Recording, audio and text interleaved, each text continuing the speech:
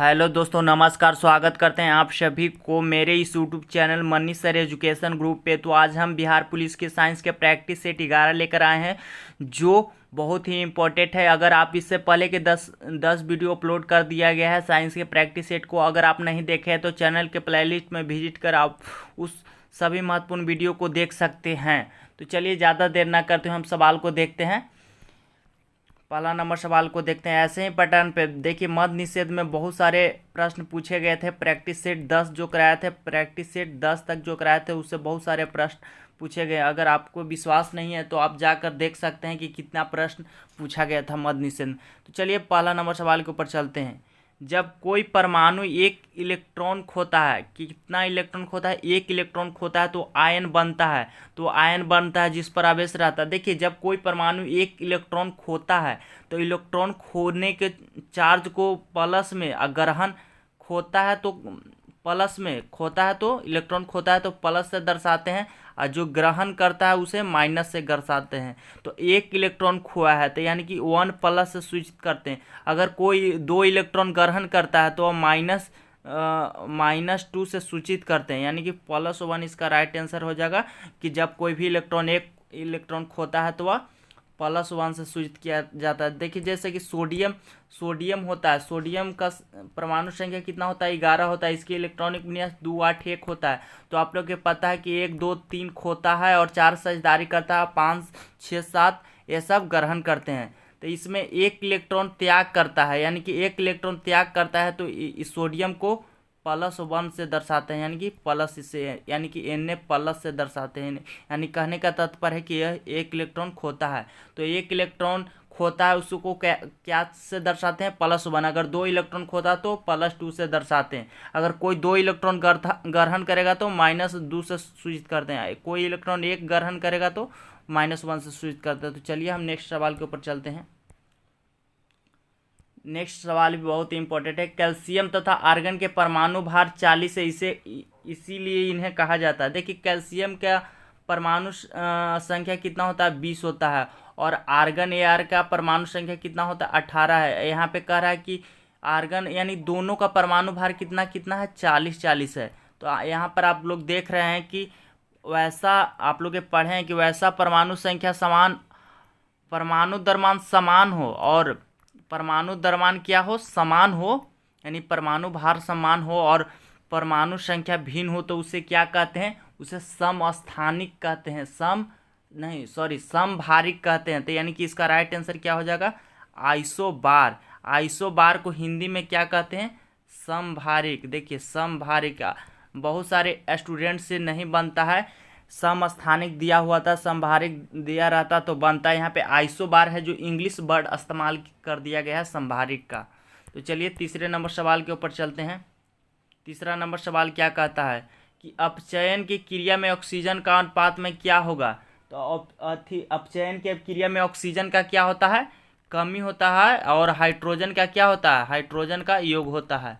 तो आप लोग के पता है कि उपचयन की अपक्रिया में हाइड्रोजन का ऑक्सीजन के अनुपात में कमी होता है और हाइड्रोजन का योग होता है, यानी कि बढ़ता है।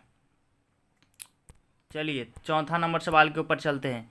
चौथा नंबर सवाल, नाइट्रोजन के बंधन में, या नाइट्रोजन का सूत्र N2 होता है। तो नाइट्रोजन के बंधन के निर्माण में संपूर्ण इलेक्ट्रॉनों की संख्या होती है।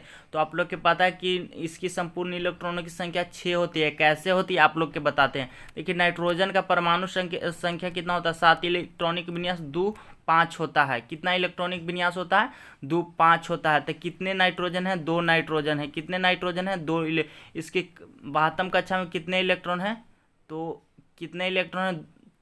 5 इलेक्ट्रॉन है। तो 5 इलेक्ट्रॉन को दर्शा दिए, ऐसे ऐसे दर्शाएंगे, 1 इलेक्ट्रॉन 2 इलेक्ट्रॉन। तो ये 5 इलेक्ट्रॉन अष्टक पूरा करने के लिए 3 इलेक्ट्रॉन इसमें से लेगा। यह नाइट्रोजन अष्टक पूरा करने के लिए 3 इलेक्ट्रॉन इसमें से लेगा। तो यह 3 बॉन्ड का निर्माण कर रहा है। कितने 3 बंध का निर्माण कितना करता है? 3 बंध का निर्माण करता है, यानी कि ट्रिपल बंध का निर्माण करता है। मगर ट्रिपल बंध को जो निर्माण करने में कितने इलेक्ट्रॉन हुआ?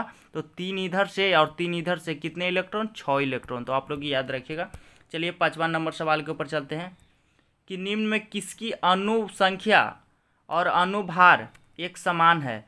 तो हाइड्रोजन, हीलियम, ऑक्सीजन, नाइट्रोजन। देखिए नाइट्रोजन का होता है 7, इसकी परमाणु द्रव्यमान होता है जो 14 होता है। ऑक्सीजन के कितना होता है 8 है, इसकी ऑक्सीजन इसकी परमाणु संख्या 16 होता है। हीलियम के 2 इंची कितना होता है परमाणु द्रव्यमान कितना 4 होता है, मगर हाइड्रोजन के इंच होता है, इसका परमाणु द्रव्यमान दोनों क्या होता है समान होता है। तो इसका राइट आंसर ए हो जाएगा।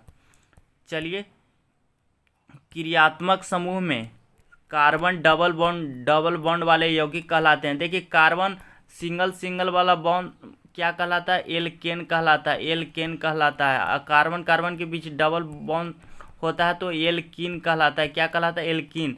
और ट्रिपल बॉन्ड होने पर एल्काइन कहलाता है, एल्काइन कहलाता है।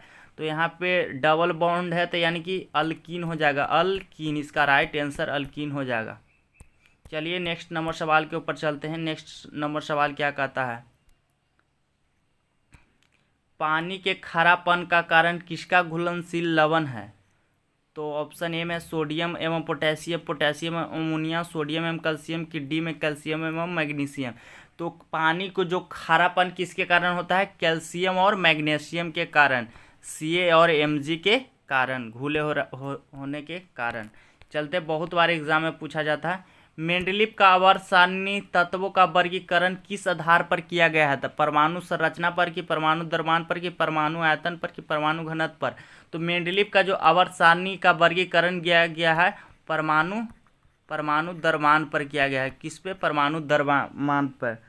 और मोसले के जो आवर्त सारणी है, मोसले के जो आवर्त सारणी है दोनों आप लोग याद रखिएगा साथ में। मोसले का जो आवर्त सारणी है इसका वर्गीकरण परमाणु संख्या के आधार पर किया गया है, परमाणु संख्या के आधार पर किया गया है। तो आप लोग याद रखिएगा कि मेंडलीव के आवर्त सारणी में तत्व का जो वर्गीकरण किया गया है परमाणु द्रव्यमान के आधार पर, और मोसले के जो परमाणु आवर्त सारणी का निर्माण किया गया तत्वों का वर्गीकरण किया गया है परमाणु संख्या के आधार पर। चलिए 9वें नंबर सवाल के ऊपर चलते हैं कि इलेक्ट्रॉन की साझेदारी द्वारा निर्मित यौगिक कहलाता है। तो इलेक्ट्रॉन के द्वारा निर्मित यौगिक क्या कहलाता है। तो सहसंयोजक यौगिक कहलाता है, क्या कहलाता है सहसंयोजक यौगिक कहलाते हैं। तो इसका राइट आंसर क्या हो जाएगा ये हो जाएगा। चलते हैं नेक्स्ट सवाल के ऊपर चलते हैं। मीथेन में मौजूद बंधन का प्रकार है। तो देखिए मीथेन में मौजूद बंधन का प्रकार क्या होगा। तो मीथेन का सूत्र क्या होता है, मीथेन का सूत्र क्या होता है। तो मीथेन का सूत्र होता है CH4 होता है, जिसमें कार्बन के बीच कितने बॉन्ड होते हैं यानी एकल बॉन्ड होते हैं। तो एकल बंध से निर्माण वाले यौगिक को सहसंयोजन कहते हैं, सहसंयोजन बंध का प्रकार होगा। चलिए मलेरिया की दवा निम्न में किससे निकाली जाती है। तो आप लोग के पता है कि मलेरिया की जो दवा होती है सिलिकोना की छाल से होती है। मलेरिया रोग होता है मादा एनाफिलीज मच्छर के काटने से, फिलीज के मच्छर के काटने से होता है, याद रखिएगा। चलिए 12वां नंबर सवाल के ऊपर चलते हैं कि हाइड्रोजन में इलेक्ट्रॉन बनता निम्न प्रकार है। तो हाइड्रोजन में इलेक्ट्रॉन बनता सबसे ज़्यादा किसको होती है फ्लोरीन के, उसके बाद क्लोरीन के, उसके बाद ब्रोमीन के होती है, उसके बाद आयोडीन के होती है। तो इसका राइट आंसर क्या हो जाएगा सी हो जाएगा, फ्लोरीन, क्लोरीन, ब्रोमीन और आयोडीन। ये हाइड्रोजन तत्व है। सभी कौन सा तत्व है हाइड्रोजन तत्व है। हाइड्रोजन तत्व को ग्रुप कौन सा ग्रुप में रखा गया तो ग्रुप 17वां के ए वर्ग में रखा गया है, ये भी आप लोग याद रखेगा। जल पर बर्फ का टुकड़ा तैरता है क्योंकि जल पर बर्फ का टुकड़ा तैरता है क्योंकि बर्फ से जल वाष्प उठती है, बर्फ के भीतर भाप रहता है कि बर्फ का घनत्व जल से अधिक रहता है। तो जल बर्फ पर टुकड़ा पर तैरता है क्योंकि बर्फ का घनत्व जल से क्या होता है अधिक होता है। चलिए यदि दो आवेशों के बीच की दूरी आधी कर दिया जाए तो उनके बीच लगने वाला बल हो जाएगा। तो आप लोग के पता है, आप लोग के पढ़े हैं कि 1/F बराबर होता है 1/4 pi epsilon not Q1 Q2/r², यानी कि सिर्फ दूरी से हमको मतलब है। तो सिर्फ दूरी के समानुपाती होता है किसको r² से। तो दूरी आधा कर रहे हैं तो दूरी आधा करेंगे तो 1/2 के स्क्वायर होगा। तो 2 के वर्ग कितना हो जाएगा 4, 1/4 ऊपर जाएगा तो खाली कितना गुना हो जाएगा 4 गुना हो जाएगा। कितना गुना हो जाएगा 4 गुना हो जाएगा। चलिए 15वां नंबर सवाल के ऊपर चलते हैं। परमाणु के नाभिक में कौन सा कण उपस्थित होता है। तो परमाणु के नाभिक में कौन सा कण उपस्थित होते हैं प्रोटॉन एवं न्यूट्रॉन उपस्थित होते हैं। इसे परमाणु द्रव्यमान भी कहते हैं। वह कौन सा बल है, वह कौन सा बल है, वह कौन सा बल है जिसके कारण पिंड धरती केंद्र की ओर खींचता है? तो कौन सा बल है? गुरुत्वाकर्षण बल है। चलिए, ग्रह सूर्य के चारों ओर घूमते हैं, किसका कारण है? कौन सा बल के कारण होता है? तो है गुरुत्वाकर्षण बल के कारण ग्रह अपने सूर्य के चारों ओर चक्कर लगाता है, सूर्य के चारों ओर चक्कर लगाता है। निकट की वस्तु नहीं देखने पर हुई दोष को कहते हैं। देखिए, निकट की वस्तु नहीं देखता है तो उसे कौन सा दोष होता है?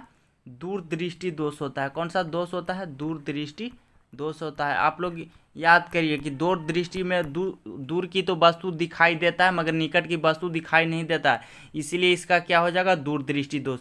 दूरदृष्टि दोष को निवारण करने के कौन सा लेंस का प्रयोग करते हैं? तो उत्तल लेंस का प्रयोग करते हैं। और निकट दृष्टि दोष को निवारण करने के लिए कौन सा लेंस का प्रयोग करते हैं? अवतल लेंस का प्रयोग करते हैं। तो ये आप लोग याद रखिएगा। पृथ्वी के क्रस्ट, यहाँ पे क्रस्ट होगा, क्रस्ट में कौन सा तत्व अधिक पाया जाता है? तो पृथ्वी के क्रस्ट में सबसे ज़्यादा पाया जाने वाला जो तत्व है क्या है?